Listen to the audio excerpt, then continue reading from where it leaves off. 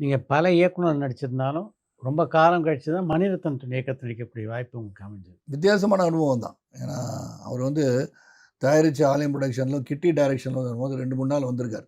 கிட்டி வந்து டைரக்ட் பண்ணிட்டு இருக்கும்போது, தசரதன் படம் நானும் சிவகுமார் அண்ணனும் நடிச்சிருந்தோம். அப்போ வந்து பார்ப்பாரு. ஸோ கேஷுவலா he will come and have a look and go back. Vaanam Kottattum. அது வந்து நடிச்சேன். அப்பயும் வந்து 2, 3 நாள் வந்து பார்த்துட்டு இருந்தாரு. ஆனா வானம் கொட்டட்டும் ரொம்ப டீப்பரா வந்து உட்காந்து பார்த்துட்டு இருந்தாரு. எதுக்காக வராரு? நார்மலா ஹி டசன்ட் கம்.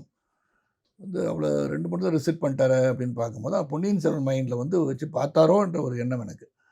அதனால தான் அவர் வந்து தாடியோட தான் அந்த படத்தில நடிச்சிட்டு இருந்தேன்.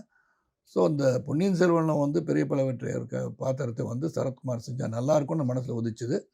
அவர் குடுத்தாரு. ஒர்க் பண்ண ஸ்டைல்ன்னு சொன்னா, ஒரு கிளியர் கட் டிசிஷன் மேக்கர்.